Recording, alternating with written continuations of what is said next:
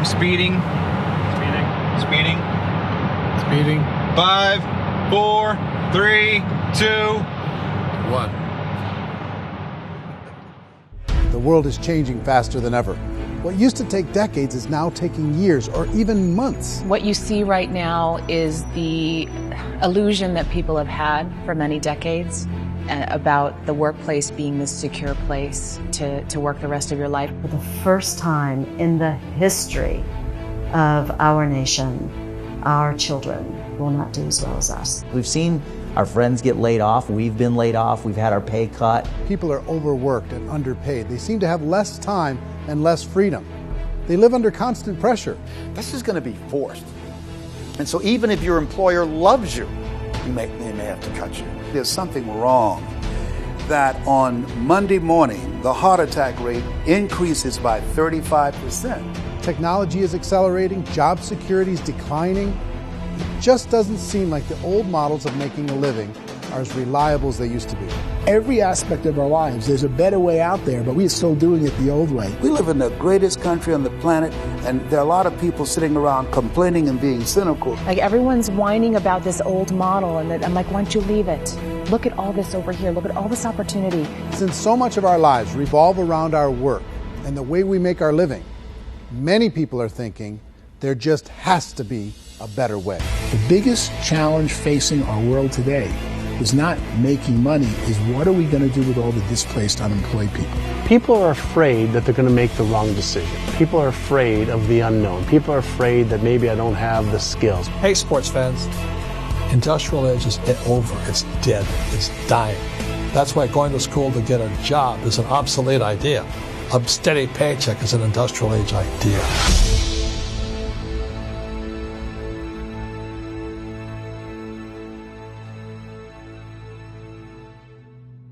It's the search for answers that has brought us here together today. My name is Eric Worre, and for almost 30 years I've been an entrepreneur, struggling at times, but ultimately succeeding. As a best-selling author, speaker, and business owner, I've spent my entire career helping millions of people around the world to become entrepreneurs. And I believe strongly that there is, in fact, a better way when it comes to how we make a living. The career landscape has changed dramatically, and many are still working in a model that is completely out of date. What worked for previous generations isn't working as well for people today. In this film, we're going to explore 3 important questions. First, what's really going on in our working world today? Second, in this new economy, is it better to become an entrepreneur, or is it safer to work for someone else? And third, if a person decides to become an entrepreneur and start their own business, how can they do it without taking on massive risk? To help in this journey, I've brought together some of the greatest experts and thought leaders in the field of entrepreneurship to share the real facts with you. My intention is to give you new information that will allow you to make choices that are not limited by an old, outdated model. Let's start by understanding what's going on in our working world today.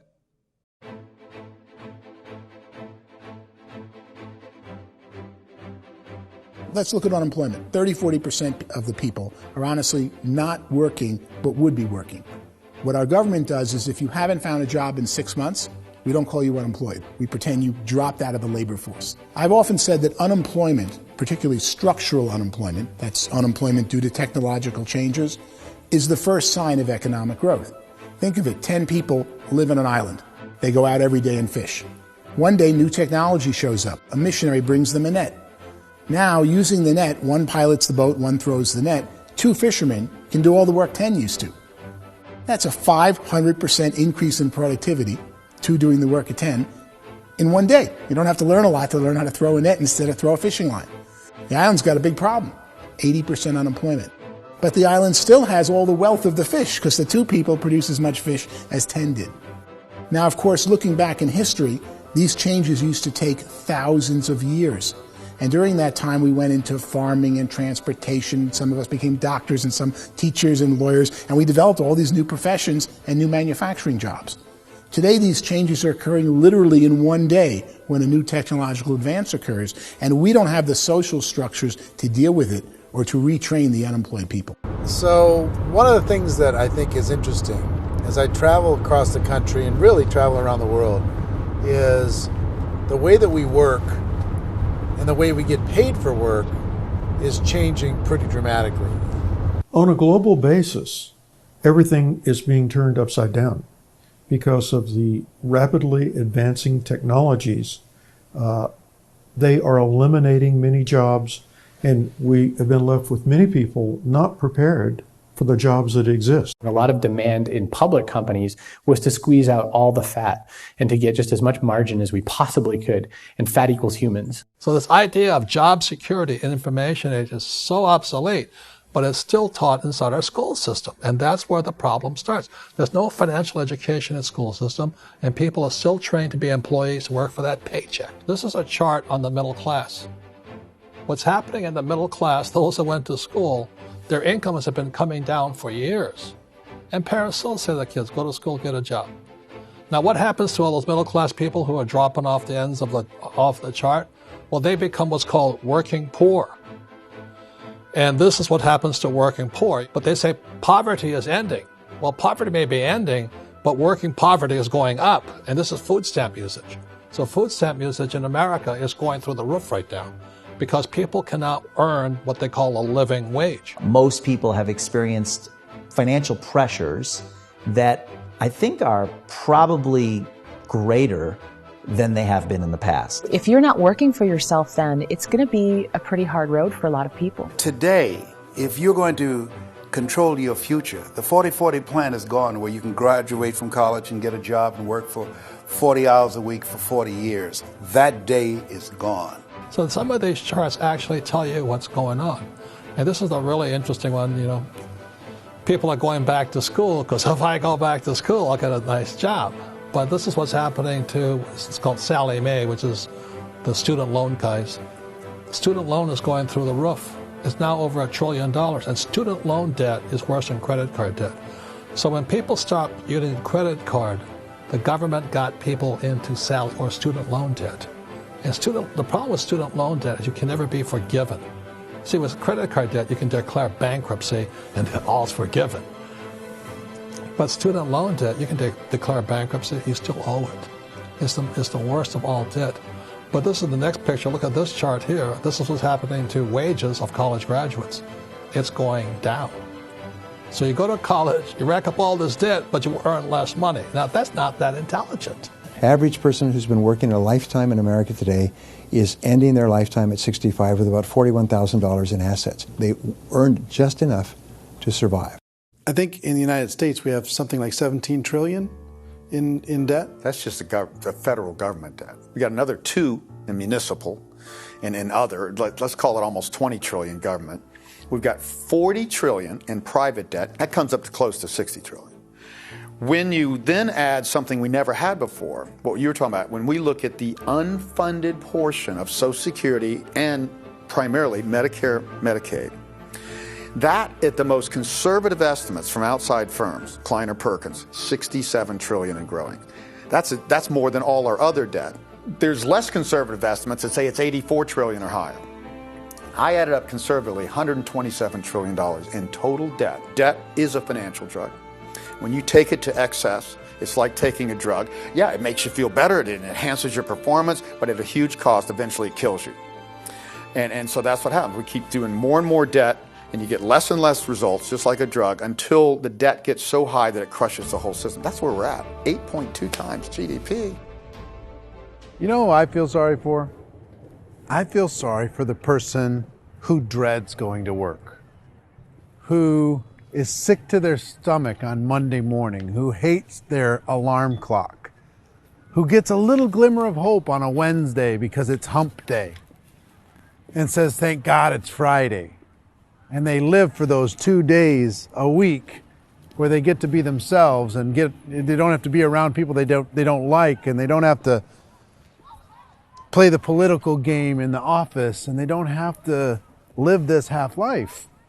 The person that works 50 weeks a year just to be able to have the 2 weeks for vacation. And you know what happens to most of them nowadays?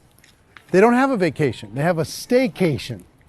They have time off of work, but they don't get to go where they want to go because they're overextended. They've got all this debt. They got all this situation. They hate their alarm clock. They can't sleep until they're done. They have to spend most of their life in traffic. I feel sorry for that group of people because there's a better way. They just don't know it. I see this really interesting attempt at rugged individuality in a 6x8 rectangle. And I feel like you're all the same, except for the little push pins of the pictures. There's different pictures. Yours is named Jenny and his is named Sujara, but it's the same people. And this is how they are, and they're just like the zombies, and there's no joy in there, there's no fun. There's always like the wacky woman who decorates her cubicle, and that's the most she can do there. You got to give her credits, right? The wacky cubicle woman. The basis for their life is worry. I'm worried, maybe I'll get fired. I'm worried maybe my company will go out of business. I'm worried I can't keep spinning the plates on paying the bills. I'm worried about how do I send my kids to college. I'm worried, what if the transmission of my car breaks? That's 2 or 3. I can't fix it. People live in a sea of worry, and it eats at them. Those signs that people held up during the Depression didn't say looking for gainful employment in a cubicle. It said looking for work. Work is what we're looking for. Job is just a unit of measurement. Work is what we're going after. It's time to look in the mirror and say, it's not the economy, it's my economy. It's my little world of where I am. I need to improve. I'm not going to wait for the economy to come back because, frankly, the economy is doing great in this country. So I'm here on Wall Street, the financial center of the universe, the financial capital of the world. This is where most people's money goes to at least be held for a time, right? With interest rates in banks being effectively zero, and many experts are predicting it's going to stay at zero for the next 10, 20, even 30 years, people feel like they don't have any choice but to put their future into equities, to put their future into the hands of other people on this stock market, and hope that the stock market goes up, hope that the stocks that their advisors pick or that they pick goes up. That's one way to go, I guess. It's my personal belief that if you put your future into the hands of yourself, in other words, you have earning power by yourself, I think you're a better investment than these guys. I think controlling your future is a better option than handing over your retirement to these guys. The average household income in the United States is approximately $50,000 a year, what they call the middle class. To reach the top 25% of income earners, you'd need to earn at least $90,000 a year. To reach the top 10% would be a household income of $140,000, the top 5%, $190,000, and to be in the top 1%, you'd need a combined household income of at least $380,000 a year. So here's the question. What do you think would give you the best chance to move up and get to the top 10%, the top 5%, the top 1% or beyond?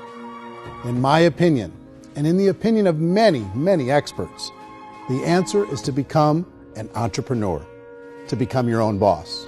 I think you have to be a business owner. I can't, the only time I ever say to someone it'd be great to be an employee is when they've already told me they've surrendered. I only tell people who are wounded spiritually that they should be an employee. And it's that feeling that you get when you pick up the backpack off the little Cub Scout and say, "Don't worry, little guy, we'll get you back to the camp." It is in no way a kindness when I tell someone they'd be a great employee. The other status symbol really increasingly is lifestyle. People can own their own business, maybe even work out of their house. I tell you, people admire that. Like, gosh, I wish I could do that. The spirit of the entrepreneur is to be a risk taker and to be resourceful and unstoppable and to have a vision of yourself beyond where you are and not willing to settle for life as it is. Think about the great entrepreneurs. They're visionary. They have heart. They're willing to do today what others won't so they can do tomorrow what others can't. Personally, I don't think of the new economy, the old economy. I create my own economy. The entrepreneur's in control. I decide what the economy is going to be like. In the world of entrepreneurship, there are no limits. you can make as much as you want, depending on how much you want to work and how smart you are and how great a team you put together. There's no more lifetime rewarding business than being an entrepreneur. Why in America, where anyone could be anything, would people want to give up their freedom and become effectively a modern-day slave, told shut up and be here every morning at 7:30, leave at 5:30, and do what I tell you? If people decide to become an entrepreneur and work for themselves, they have some traditional options, but they're riskier than you might think. Any kind of a retail business, retail build-outs, is extremely expensive. Even just these small little yogurt stores where they're putting little yogurt machines and you get all the different flavors, you're spending $200,000, $300,000, $400,000 to open a yogurt shop. I would love to buy a Dunkin' Donuts, but it's $500,000 or so to start. I don't quite have that just-in-case money. Risk you can lose it all, and most guys do 2 or 3 times, and even big guys like Branson, because I'm such a fan of his, half his companies don't work. If you make $1 million, your problems are going to go. If you make $1 billion, your problems are really going to go. Just the opposite. You and I know when you're making $1 million, you got $1 million responsibilities. You make $1 billion, you got 1,000 times $1 million responsibilities. And most people say, I'd love to be my own boss. 70% of Americans would love to be their own boss, according to recent polls. But they don't know how to get there. Because what are you going to do? One, you could buy an existing business. If somebody's selling an existing business, you have to ask why. Usually because it's probably hard. It's probably not making as much money as they hope. 2, they could buy a franchise. A little less risk, proven system, but it's expensive to be able to do that. 3, they could start something from scratch.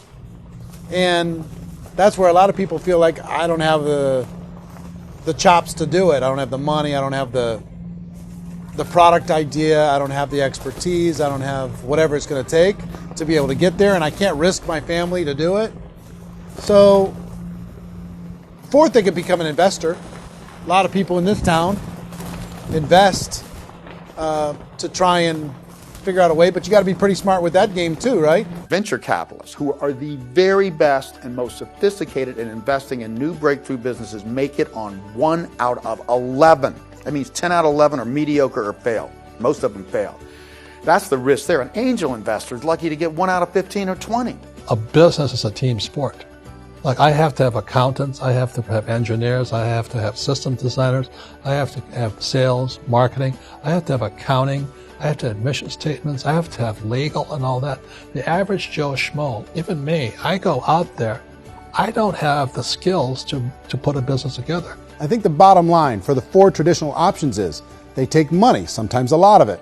They take expertise, and they take time. All of that adds up to just too much risk for most people. I bought a business from somebody else, and it was a lot of work. And you start wondering, what did I just buy? Because I guess ultimately I own your email list, and I just overpaid for it. People that start their own business, they spend a lot of money, they spend a lot of time, a lot of effort to get things started.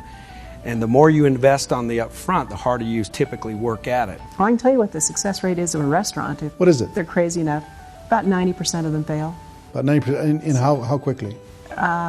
Year or less. Wow. And if we're talking non-franchise, we're talking franchise, Sure. That's totally different. Yeah. But our students aren't getting franchise restaurants. You got to invest big money. Exactly. And with someone like McDonald's, you've had to work with the company for a long period of time, really know the You even have a business. chance of investing $1 million. Have a chance, and it's a slim chance. What if there was a way that you had all the proven aspects, the comfort aspects, and you could still control your own life?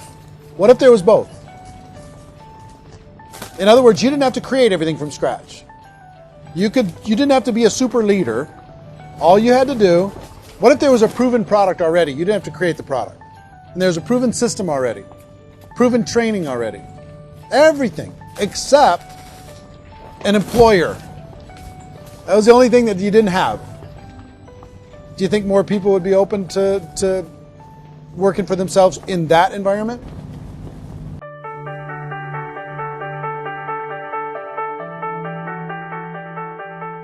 In our search for a better way to make a living, we've come to the conclusion that becoming an entrepreneur is actually safer than being an employee.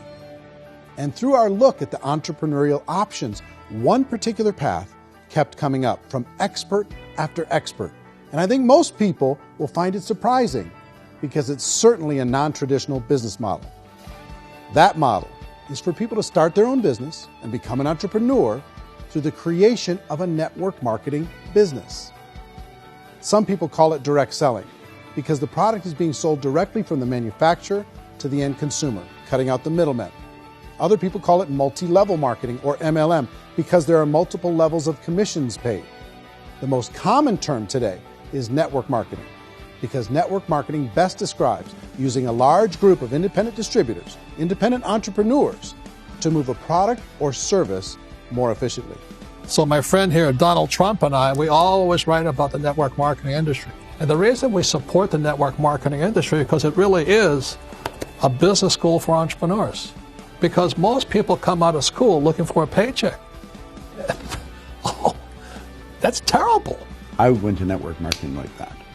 I think if it didn't exist, we should invent it. It is that good. I think direct selling is a great way to do business today. It's very easy to get into that industry, and you can be self-employed, be, in effect, an entrepreneur. When we see multi-billionaires adding network marketing companies to their portfolio of companies, that would be a clue. When we see people who are very famous authors and very famous business people endorsing the industry, that would be a clue. These network marketing companies aren't $50 million companies. They're billions and billions of dollars. They lead the stock market. They're major companies. When we're going to get it? You know, and you're going to school to work for a paycheck. But if you want to be rich, be an entrepreneur. And network marketing gives you the spirit to be an entrepreneur. A traditional company will spend up to 50% of their total revenue on marketing. Network marketing companies use a different approach. Instead of having all that extensive marketing expense, they utilize a network of independent distributors to do the marketing for them. Now, why do they do this? First, because word-of-mouth advertising is so much more effective today than traditional media advertising. Second, some products need to be explained or demonstrated, and an independent salesperson can do that more effectively than an ad campaign. Third, it's completely efficient. The company only pays for the marketing of their product if a sale happens and not before.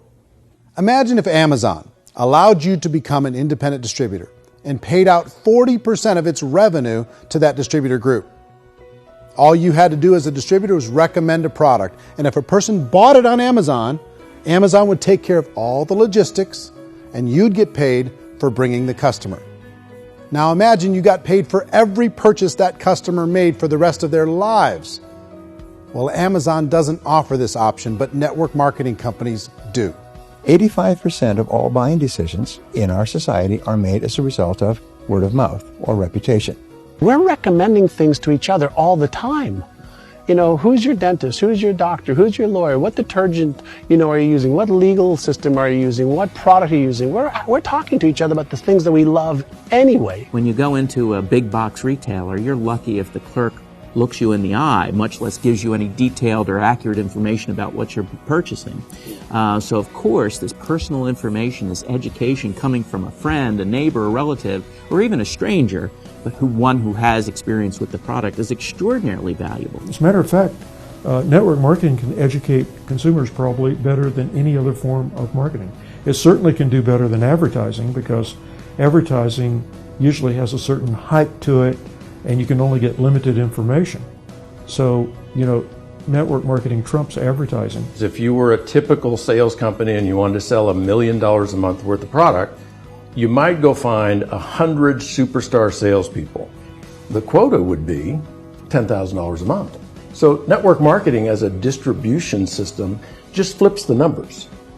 So we use 10,000 happy, raving fans of a particular product, and we don't concern ourselves so much with how much product each one of them individually sells. If they sell just $100 or $200 a month, and there's 10,000 of them, you're selling $1 million to $2 million a month worth of product. And that's the best way I can explain how network marketing works. This is the marketing arm of the company. There's not money being wasted on bricks and mortar. There's not money being wasted on inventory that's sitting stagnant somewhere. There's not of employees standing around that don't have customers. These are people that are going to connect with customers. These companies allow people to become independent distributors for extremely low cost and with no minimum time or sales quota. Essentially, they own their own business and can provide as much or as little sales as they choose. In other words, the distributor gets all the benefits of traditional business ownership without the risk. The advantage of network marketing is the ease of entry, the low risk, and the low startup cost, because almost everything else has very high risk. You can get in for a minimal investment. You're buying into a system that's already been proven, products or services that have been proven to work. The keys to network marketing is providing an opportunity for the masses to get involved, providing an opportunity for the average person who doesn't have the resources to start their own business. All of this so far is fairly straightforward, but network marketing offers another benefit, and it's this benefit that makes it so interesting for entrepreneurs. Network marketing allows a distributor to build their own network of other distributors and then compensates them on the sales created by that entire group. Direct selling is, at its base, very simple. It's the sale of a product or service to an individual on a face-to-face, one-on-one basis, just the way we're talking right now. But there's an important element as well, and that's the offering in conjunction with that sale of product, the offering of an opportunity for someone to make something of themselves. No matter what your social status is, no matter what language that you speak, I mean, look how many unbelievable people are becoming successful to speak every kind of language out there. What an awesome gift to give the world. Instead of having to work your way up in a system and prove that you could be a sales manager, they just decided everybody can be a sales manager. Everybody gets to build a sales team from day one. And so what that brought into the system of growth as a direct selling company is the concept of compounding or geometric progression. Because now you can actually grow sales force very quickly because everybody is enrolling people in their own sales force. People who are like, oh, this is weird, I'm building a sales team. And what do you think you do at a regular company? How do you think a regular company works? Network marketing is the only industry that doesn't say your past determines your future. It looks at your past and says, okay, now what can we train you to do so you can have a great future?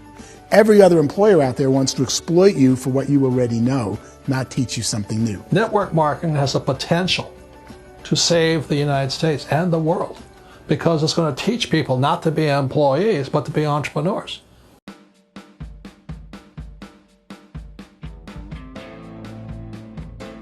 According to the Direct Selling Association, if you add up all the network marketing companies around the world, they combine to do over $178 billion a year in retail sales. To give you an idea of how big that really is, the NFL, the National Football League, does approximately $9 billion a year. The music industry does a little more than $16 billion a year, and the movie industry does about $80 billion a year.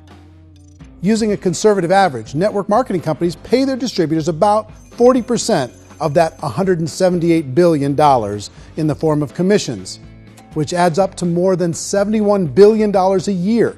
That's almost $6 billion a month. It's almost $200 million in commissions every single day. So it's certainly working, and people are making serious money in network marketing.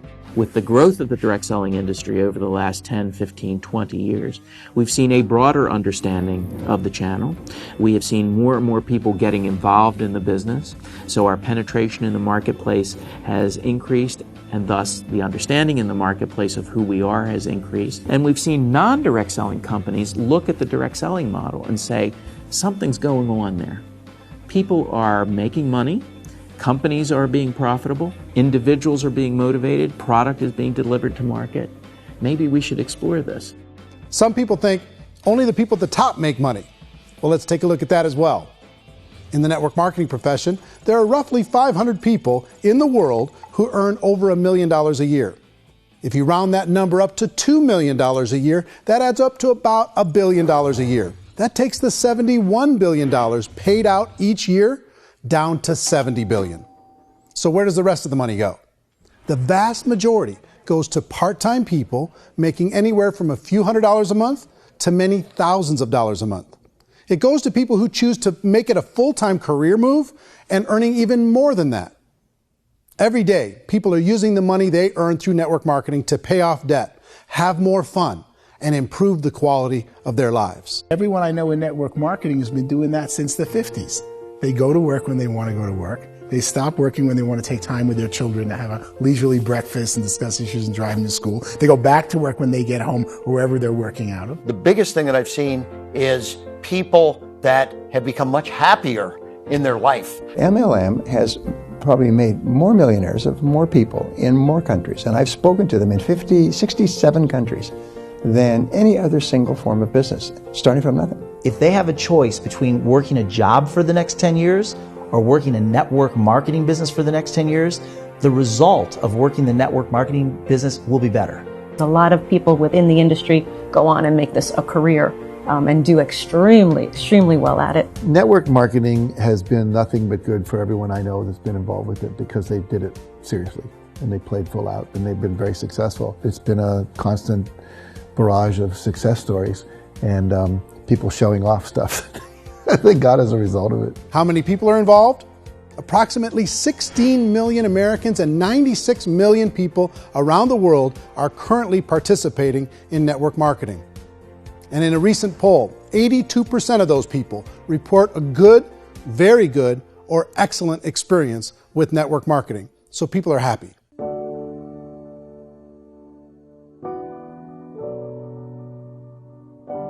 So I've taken a look at the network marketing profession and really tried to understand why so many people are confused as to the validity of this as a business. One is this pyramid shape. People get really messed up with this pyramid. Oh, it's one of those pyramid things. So I just think there are a lot of haters out there who really don't understand the industry and say, oh, it's a get-rich-quick scheme. It's a pyramid. Well, corporate America is a pyramid scheme. You know what I mean? It goes like this. You have thousands of MBAs, let's say working for Ford or General Motors or Coca-Cola. If all these MBAs are all trying to get to here, that's a pyramid. Only one guy's going to make it. Every 10 years, one's going to make it. Whereas you look at network marketing, it's like this. So you're here, and your job is to develop other CEOs coming up behind you. So it's an inverse pyramid. In network marketing, it's a very simple concept. If you sell product, you get paid. It is paid based on production. There is no first mover's advantage. There is no investment component where the more somebody spends, the more they're entitled to make. So the two are polar opposites of each other. It doesn't matter what shape the company is or the compensation plan is shaped, whether it's a circle or a pyramid or a triangle or a trapezoid, it doesn't matter. If compensation is coming primarily from recruitment, then you've got a problem. On the other hand, if an operation is basing their compensation to participants on the basis of sales, even when those sales are generated by people you've recruited, well, then you're a perfectly legitimate enterprise. That's the legal test. It's the practical test. Another issue that's been true in the past that is no longer true now is people used to be in network marketing loaded up with products that they couldn't sell and they ended up a loser. They ended up with a bunch of product in their garage. They ended up with a bunch of products sitting in their kitchen shelves or whatever. And they thought they could sell it and then they weren't willing to or able to sell it. And they ended up with a bunch of stuff and they were bitter about it. There was this thing called front loading where you had to buy if you bought $25,000 worth of product, you got better commissions and all this. Today, it's almost all done by computer. It's direct mail comes from a warehouse somewhere else. You don't have to have all this inventory. You don't have to stock up. It's a paperless world now. Most of it's done online. You have a back office. It really works. And the technology has changed everything. Third issue is people start talking about 99% of people in network marketing don't make any money. Well, we've talked about that over the course of this journey together. Almost $200 million a day is being paid out to network marketing distributors around the world. The naysayers, the people who say that it doesn't work, are usually the ones who just don't know how to make it work for themselves. And so they're giving you an opinion, and I tell people, don't confuse people's opinions with expertise, because opinions are free. And don't confuse sincerity with the truth, because people could be sincerely wrong. But here's the reality inside of network marketing. The vast majority of people that get involved in network marketing just become customers, and they get involved to be able to purchase product at a lower price. If you take Costco as an example, if a person goes into Costco and gets a membership to Costco so they can get a lower price on the product, we don't call that person a loser because they have a bunch of product that they walked out with with a smile on their face. Yet when some people want to take a look at network marketing, they say, well, those people, they're just using the product and they aren't earning an income, so they must be a loser. They're not a loser, they're a happy customer. That's the vast majority of people that are involved in network marketing. Now, a smaller percentage of those people decide to go build a business.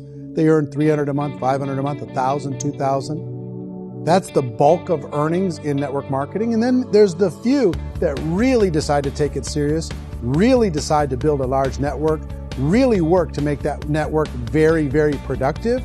And those people make huge amounts of money and there's no cap. What I do as an outside economist, just somebody looking at this industry like any other industry I speak and say, look, what's the realities of this? 1% do incredibly well. 10% generate some additional income at pretty low risk and effort. That's not, and 90% of people roughly end up customers. One thing that I think is real when it comes to people's perceptions about network marketing is people put this, and distributors, I think, involved in network marketing have some responsibility for this. They have sometimes unrealistic claims about the product or about the income. Most people who become distributors, they want the money, they want to be successful, but they don't have the skills. They don't know what to do. And when people don't know what to do and they're in a new business, they're scared. And when they're scared, they panic and desperation kind of sets in. So they think everyone they talk to has to get in. So if I talk to you and you say, well, no, I don't have time to do that, they're like, no, I need you. You have to do this or I won't be successful. So I start clawing on you. I start that desperation. So then I start making claims about the product, which are not appropriate, probably not even true. Or I start saying, let me show you how you can make all this money and you don't have to do anything, Eric. And so you just totally misrepresent the opportunity, and you're clingy with people because you think you need everybody to be successful, and you don't. You know, one of the messages that I try to deliver most forcefully to companies as well as salespeople in direct selling is that you don't have to overpromise. The reality is in network marketing, there's a lot of hard work involved. There's a lot of effort. You're going to have to develop yourself. It's a business like anything else. It's going to take some time, but in my opinion, it's better.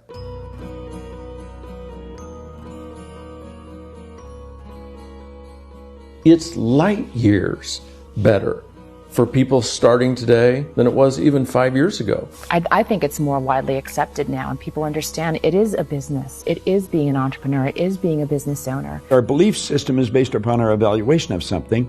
And frequently, if we reevaluate a situation, our belief about that situation will change. The industry has changed and it's grown up. It's totally transformed. You've got young people today that have grown up with social media, and they understand networks. They understand how people are connected through technology, and they understand how money flows through those networks.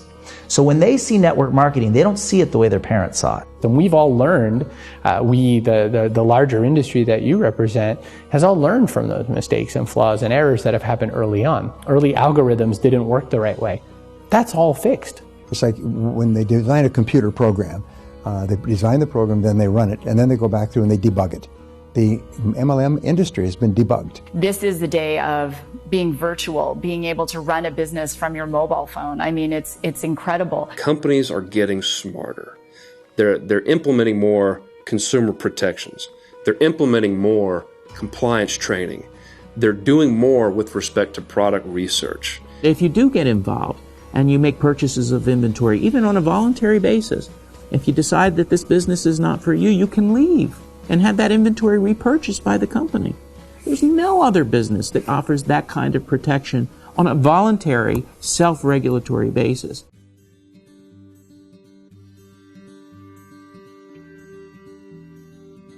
If you decide to look further into a network marketing business in order to generate more cash flow for your family, I would recommend reviewing the following 4 elements. First is the product or service. And on the product or service, I would ask 5 important questions. 1, do you like it? Is it something you would feel comfortable sharing with others? 2, is there a recognized need in the marketplace? It's hard to create a need if one isn't naturally there. 3rd, does the product meet that need? Does it solve a legitimate problem for consumers? And 4th, Is it priced to sell? Can it compete in the marketplace? And fifth, is it priced for profit? Is there enough margin for the company and the distributor to be able to generate income for the long term? If you can answer the questions on the product to your satisfaction, the next element to consider is the company itself. Is it well run? Do you believe in the founders or the management team? Do you feel they have what it takes to go all the way? See, it doesn't matter how good the product is if the management can't take care of the company. Good management can change with the times. They can handle adversity. They can make good decisions. Make sure you choose a company that can serve you for a long time. The third element to consider is the compensation plan. And with that, there are 3 important things to look at. First, a brand new person needs to be able to generate some money fairly quickly. It may be an obvious reason, but you can probably imagine the ripple effect of a distributor getting involved and having even a small victory fast. That can only help with the overall success of the organization. Second, a person should be able to develop a moderate part-time income in a reasonable period of time. As they develop their network and as their sales grow, they should be able to enjoy more benefits.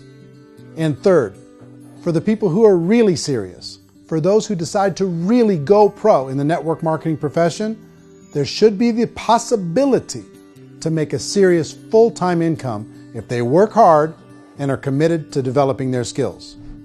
If you're comfortable with the product, the company, and the compensation plan, the last thing you should look at is the support that will be made available to you. Does the company have a website?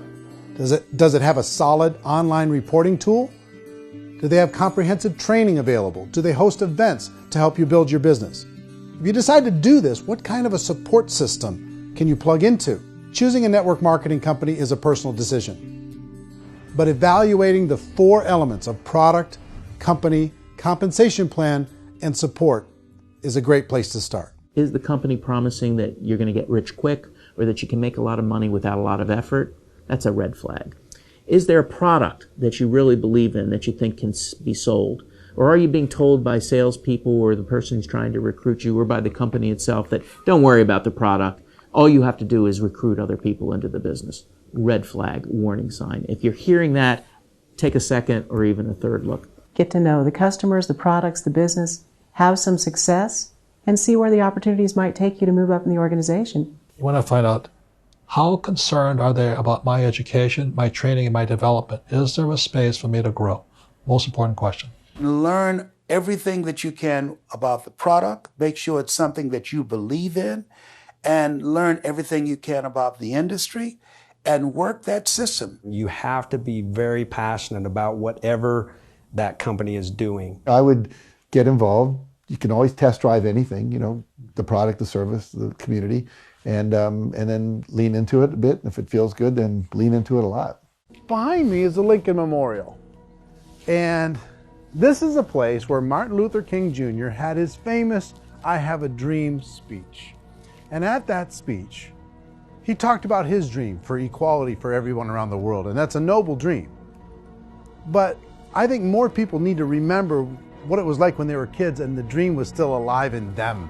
Before it got beaten out of them by reality, by this paycheck, by these responsibilities, and by having to live for this job to pay the bills. I think people need to remember that, go back to that. Once they know that there's a better way, I think their future is going to be much brighter. They can live a better life.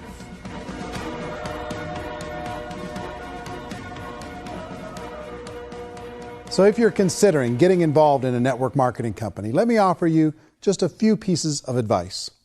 First, network marketing isn't perfect. It's emotional, it's challenging. Like any entrepreneurial venture, it can have its up days and its down days. But if you have an entrepreneurial bone in your body, it's just better. Second, if you're going to do it, decide to be professional. Decide to go pro. It's better to do that than just be this amateur sticking your toe in the water. Third, as any professional, you're going to have to learn some new skills. And I promise you, inside of the network marketing profession, they're not too difficult to learn. Fourth, like anything worthwhile, it's going to take some time. Don't expect that you're going to get to the finish line right out of the gate. And fifth, it's worth it. It's worth it to be able to take charge of your life again. It's worth it to be able to control your own financial situation. It's worth it for the people you're going to be able to spend time with. It's worth it for the things you're going to be able to see and the experiences you're going to be able to experience. It's worth it for the causes you're going to be able to contribute to, the lives you're going to be able to touch, the customers you're going to be able to help, the friendships you're going to be able to develop. I promise you, it's worth it. Remember, most people are searching for answers just like you are. But I do have to tell you the catch to network marketing. If there is a catch, if you want to understand this from an emotional point of view, people say, well, it sounds too good to be true. It's not. It's hard work. But here's the catch. Most people still don't understand it. So you're going to have to endure the loss of social esteem from ignorant people. The uneducated will think less of you. Now, if you can handle that, you're on your way. If that's going to destroy you, you know what? Entrepreneurship in general probably isn't in your future. If you can face that catch, you can become unstoppable. I want everyone to really contemplate this if they're not in network marketing. You're in a job, you probably have a mortgage, you have rent, you have debt, whatever's going on. You're in a prison. You work just hard enough to keep them from firing you, and they pay you just enough to keep you from quitting. Come on! I've been there, done that, and bought that t-shirt. In network marketing, if you run into failure, it's really just a homework lesson for yourself. There's no one to blame. You really have no excuse not to be successful. You just don't. People don't want to hear that, but there's so much available to you. If you want to be a good network marketer, be a student to the people above you, be a fellow traveler to the people on the same level, and be a teacher to those below, and know when it's appropriate to do which. People who are not afraid of asking people to buy things, or not afraid of persuading people with a chance they may say no, these people own the future. Nothing happens until something moves. So you got to go move, you got to go do something, or nothing's going to change in your life. In the beginning, you're going to do a lot of things that you don't get paid for. But as you go down the road, you get paid for a lot of things that you don't do. And your job is rehabilitate the spirit, the entrepreneur spirit in all of us. Get it back. Either give it a strong yes or a strong no, but no wishy-washy, dilly-dally stuff in the middle. There's dreams and there are nightmares, but I believe that the biggest nightmare of all is when you don't pursue your dream. You're going to see some monumental growth in this profession. It's an exciting, exciting time to be involved with the network marketing profession. The next 10 years, I see just exponential growth. When that tipping point comes, it's not a matter of asking somebody, have you ever heard about network marketing? You're really asking them, which company are you building your wealth in? We are here to fix the world, to improve relationships with other people, to improve other lives. And the real reward comes as an entrepreneur in any level from teaching somebody something and watching them soar. There is no greater reward.